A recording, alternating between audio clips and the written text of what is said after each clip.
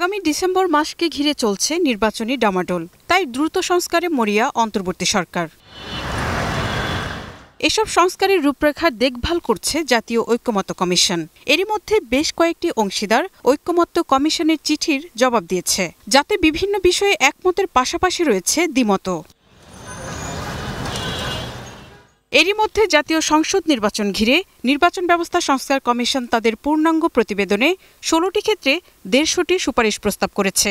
তবে 10টি গুরুত্বপূর্ণ সংস্কার প্রস্তাবে ভিন্নমত নির্বাচন কমিশনের। এর মধ্যে রয়েছে নির্বাচন কমিশনারদের বিরুদ্ধে তদন্ত, ফেরারি আসামিকে নির্বাচনে অযোগ্য ঘোষণা। সংস্কার কমিশনের সুপারিশে দ্বিমত করে নির্বাচন কমিশন বলেছে, এগুলো বাস্তবায়ন হলে স্বাধীনতা খর্ব হবে ইসির। 48 ঘন্টার ভিতরে একটা সার্টিফাই করতে হবে। এটা আমরা মনে করি যে এটা দরকার নেই, কারণ নির্বাচন সম্পর্কে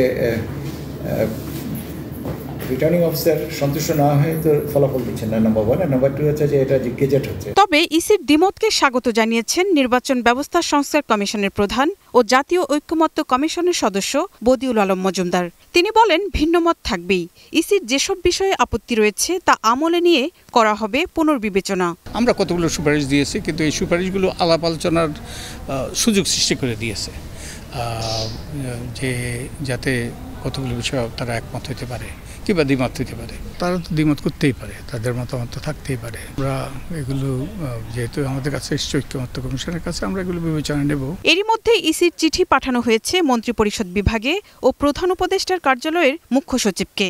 চিঠিতে এসব বিষয়ে প্রয়োজনীয় ব্যবস্থা নেওয়ার অনুরোধ করা হয়েছে। Marufa Kamal, global television, Dhaka.